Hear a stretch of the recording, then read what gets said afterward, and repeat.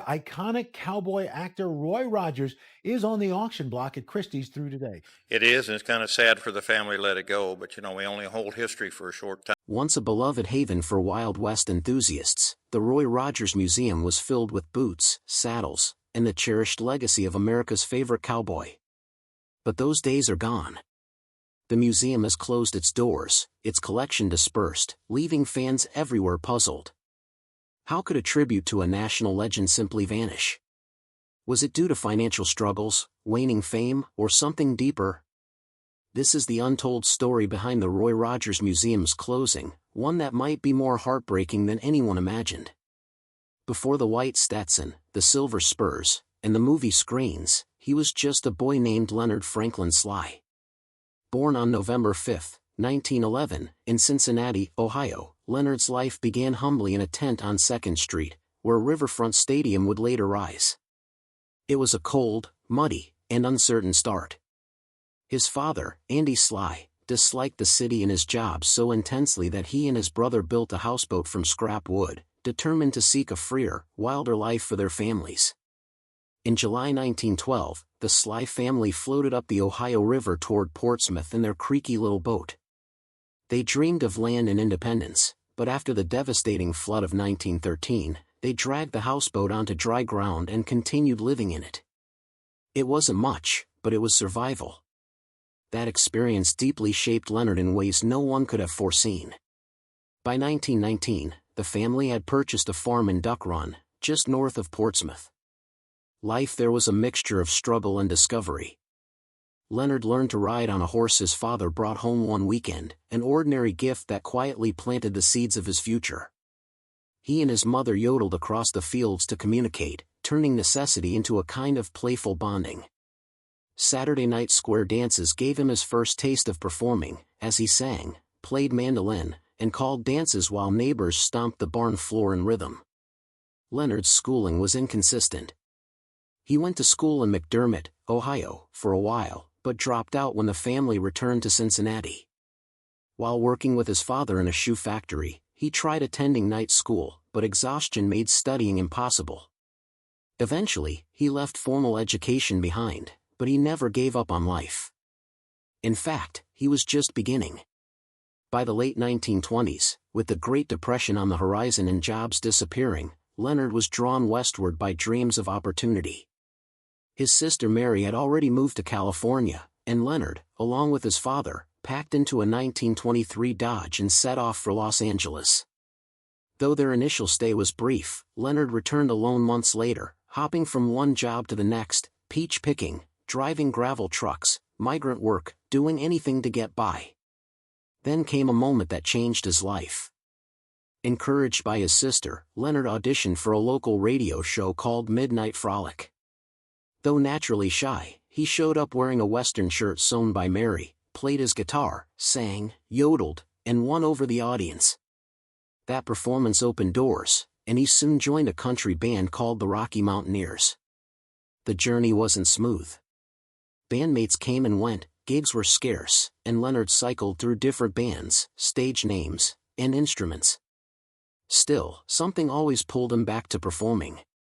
In 1933, he reconnected with Bob Nolan and Tim Spencer, and together they formed what would become the legendary group, the Sons of the Pioneers. They were raw, unrefined, and driven by hunger, yet their harmonies were tight, their passion was real, and they practiced like their lives depended on it. Within a year, a new member joined, fiddle player Hugh Farr, and they got a new name. A radio announcer called them the Sons of the Pioneers, and the name stuck. They signed with Decca Records and recorded classics like Tumbling Tumbleweeds and Cool Water. Soon, they burst onto the national stage. What had begun in dusty living rooms became a widespread radio sensation. Leonard Sly had started to make a name for himself in country music, but a major shift was on the horizon. In 1938, when cowboy icon Gene Autry had a contract disagreement, Republic Pictures began searching for a new singing cowboy. They held auditions throughout the West, and Leonard tried out, and got the part. The studio gave him a new name, Roy Rogers, as a tribute to Old Rogers, and cast him in the leading role of under Western stars. That film marked the beginning of Roy Rogers' rise to stardom. He was no longer just a musician, he became a cinematic cowboy hero, riding through vivid Technicolor landscapes with a sidearm at his hip and a song on his lips. His horse, Trigger, became a celebrity too. Children lined up for autographs, and Roy's image appeared everywhere, from comics and toys to radio shows and, eventually, television. He went on to star in over 100 westerns, most of them low-budget films, but they resonated deeply.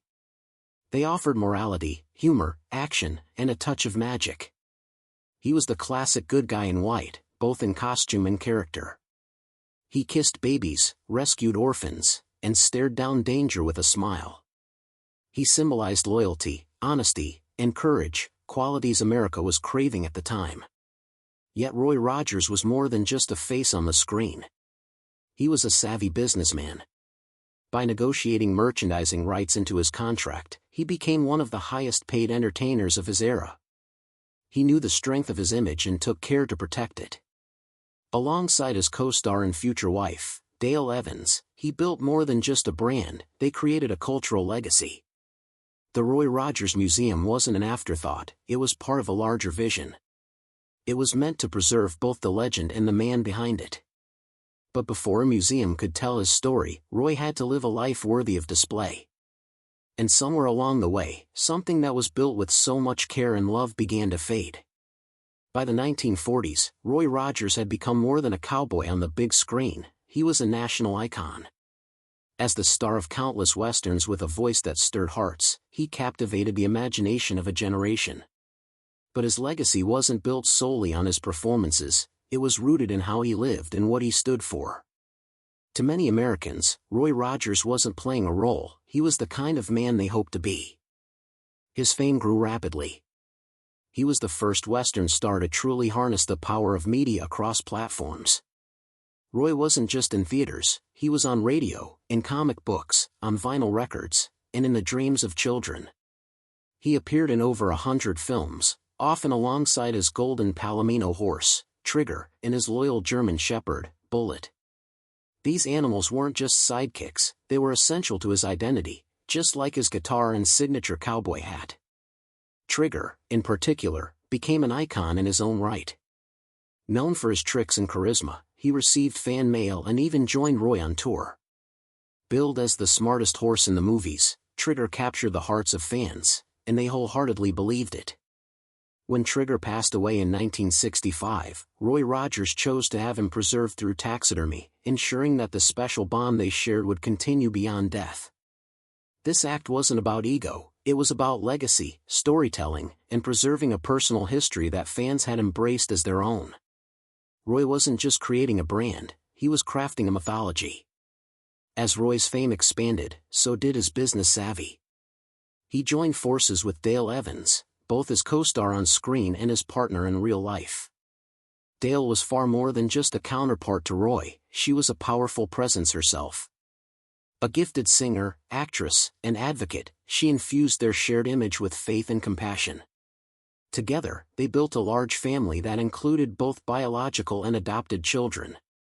Despite facing heartbreaking loss, including the death of their daughter Robin who had Down syndrome, they turned their sorrow into purpose by championing advocacy and public service. The couple's deep Christian beliefs shaped their lives. They gave back generously, supported children's causes, and advocated for adoption. Their theme song, Happy Trails, penned by Dale, was more than just a farewell tune, it was a heartfelt wish. Even in life's hardest moments, it offered hope for the journey ahead.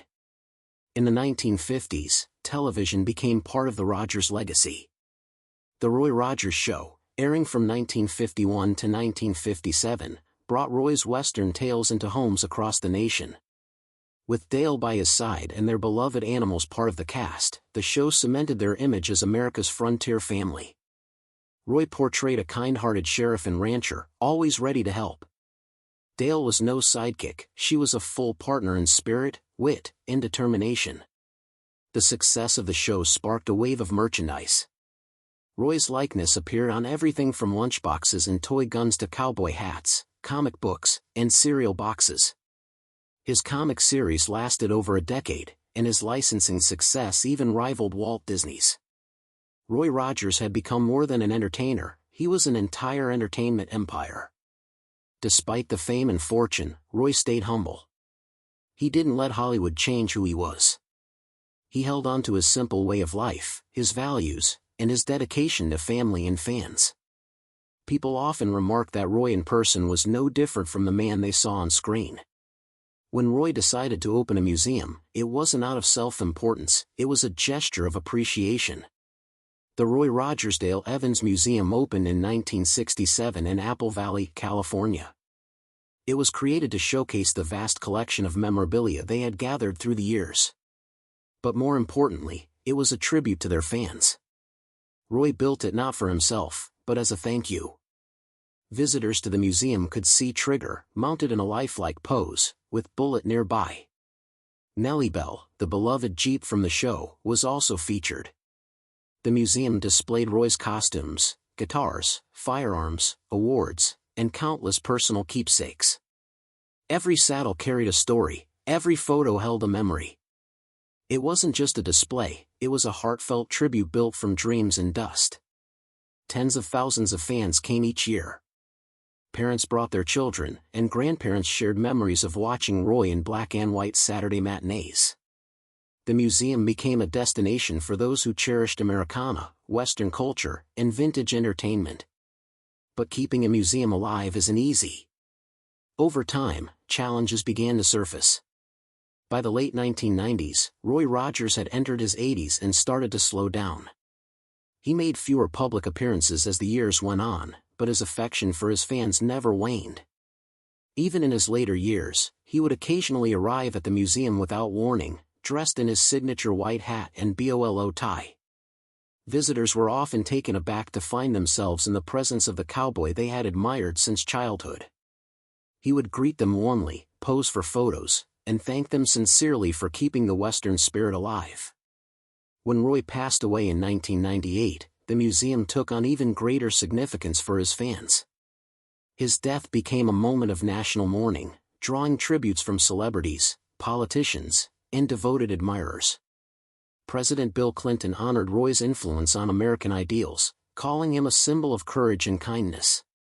The museum seemed destined to serve as a lasting tribute to his legacy. Yet behind the scenes, trouble was quietly taking root. Visitor numbers began to decline. As Roy Rogers' original audience grew older, fewer young people were making the trip to Apple Valley. Despite attempts to modernize the exhibits and make them more interactive, the museum began to feel like a relic of the past. Pop culture had moved in a different direction.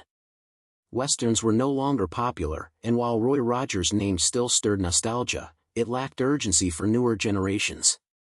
Operating costs continued to rise. Keeping up with maintenance, insurance, staff wages, and exhibit preservation demanded more than heartfelt dedication, it required steady income. Though the Rogers family, especially Roy's son Dusty, remained actively involved, they couldn't stop the downward trend. In 2003, the museum relocated to Branson, Missouri, with hopes of revitalizing its reach. Branson, known for its tourism and love of classic entertainment, seemed like the ideal setting. For a time, the move paid off, and attendance improved. But the underlying issues never disappeared. Legacy alone wasn't enough to sustain the museum. Roy had always been realistic. Before he passed, he told his children that if the museum ever became a financial strain, they shouldn't feel obligated to keep it open. He understood that times change and that clinging to a dream without support could lead to sorrow. That difficult moment came in 2009.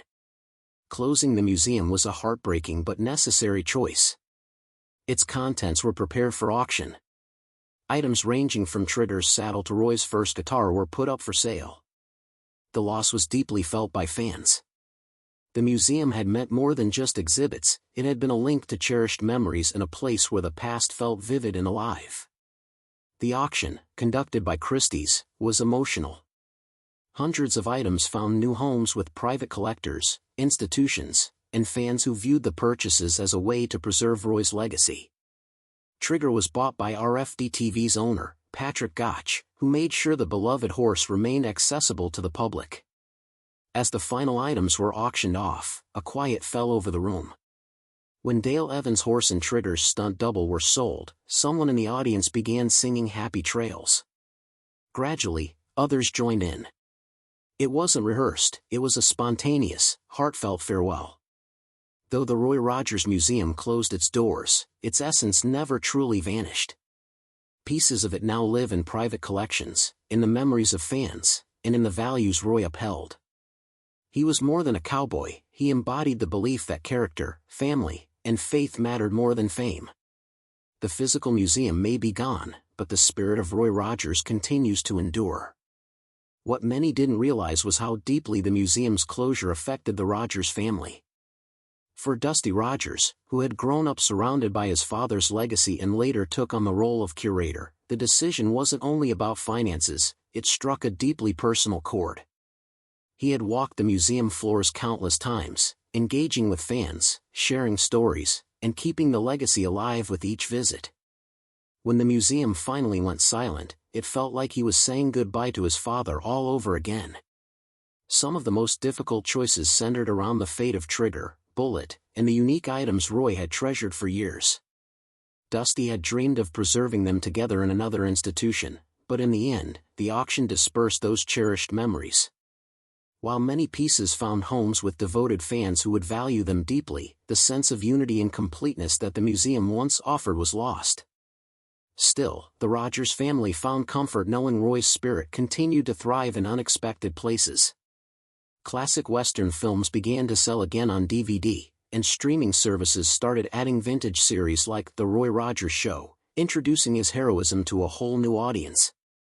Fan conventions, retro festivals, and cowboy reenactments continued to celebrate his legacy, proving that even though the building was gone, the legend endured. Dedicated fans even tried to create a new space for the museum's contents. Online campaigns suggested collaborations with libraries, schools, or cultural institutions.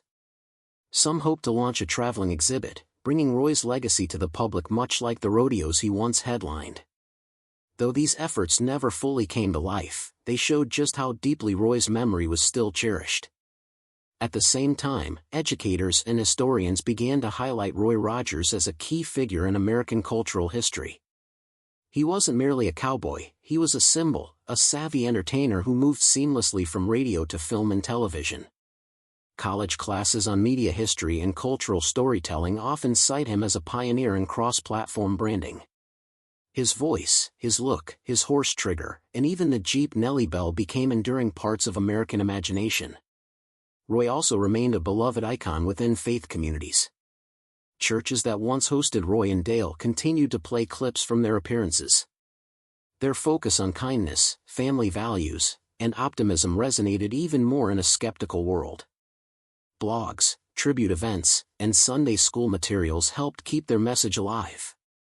In Apple Valley, California, where Roy and Dale once lived, the local community continued to honor them through annual celebrations and memorials. Streets carried the Rogers name, and plaques on public buildings recognized their service to children's causes and local charities. Even without the museum, the town felt like a living tribute to their legacy. Although the museum's closure brought sorrow, it also marked a transformation. It showed that Roy Rogers no longer needed a physical space to be remembered. He had become something bigger. His songs, shows, values, and voice lived on in the hearts of people across generations. In a way, the museum's end brought people closer to what Roy truly represented. Not just the physical artifacts or displays, but the memories, the inspiration, and the sense of hope and integrity that came with every appearance he made.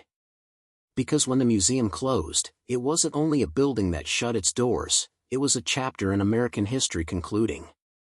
But the story itself is far from over, it's still being read, remembered, and passed on. The Roy Rogers Dale Evans Museum was never built for profit. It was a heartfelt tribute to a time when cowboys weren't just performers, they were role models. Yet, as time moved on, even the most beloved places could not stand untouched by change. By the early 2000s, the museum faced challenges no six-shooter could solve: declining visitors, rising expenses, and a shift in generational interests. For many years, the museum was a destination where fans nationwide could meet their childhood heroes. The smell of polished leather, the gentle glow highlighting Trigger's display, and the worn comic books of Roy behind glass, every detail transported visitors to a cherished past. Yet, nostalgia alone wasn't enough to keep the museum afloat financially. In 2003, the museum relocated from California to Branson, Missouri, hoping for a fresh beginning.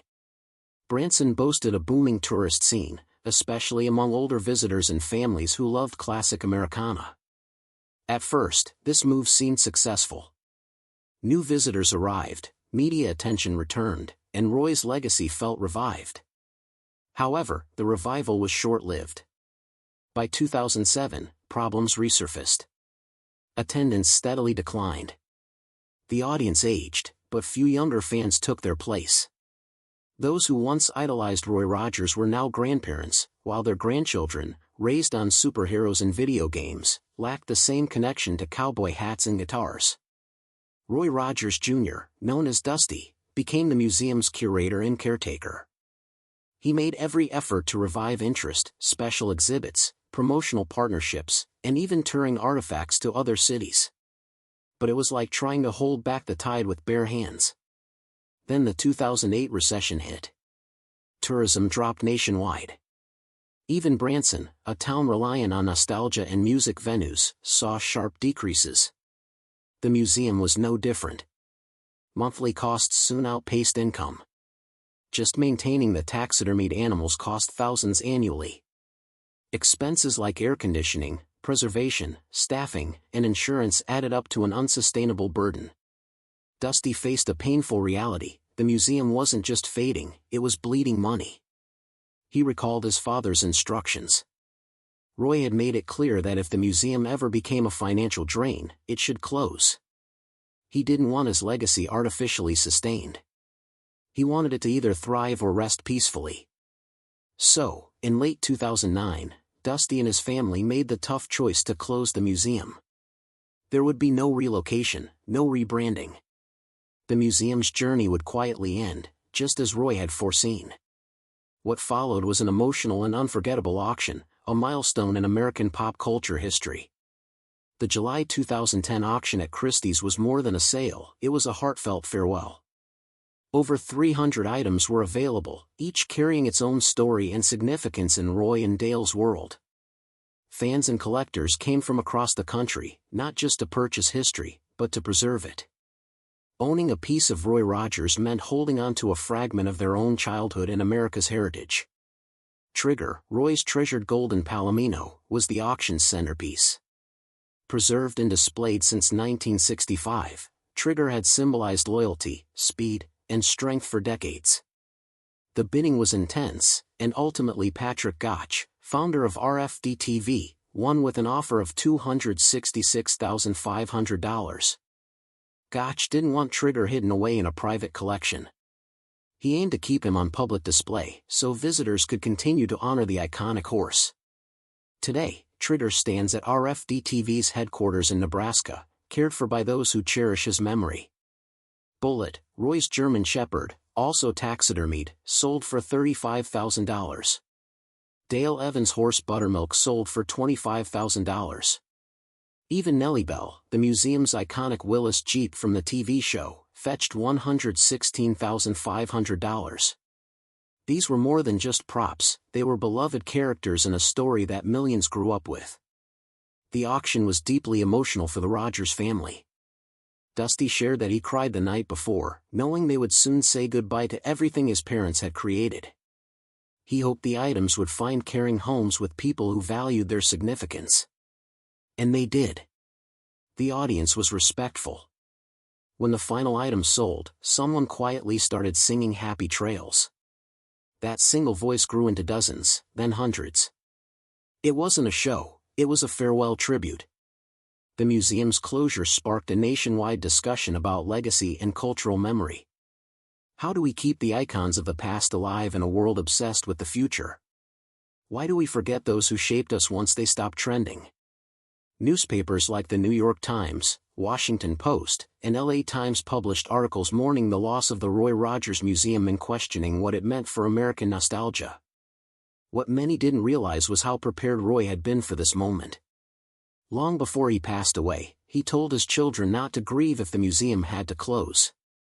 He believed every generation writes its own stories and that clinging too tightly to the past can prevent us from living in the present. Yet, he also stressed the importance of honoring what came before. The key, he said, was to remember the message. Roy and Dale's message always centered on family, honesty, faith, and resilience. Their lives, both on and off screen, were devoted to helping others. They adopted children, supported disabled youth through fundraising, worked with charities, and always made time for their fans.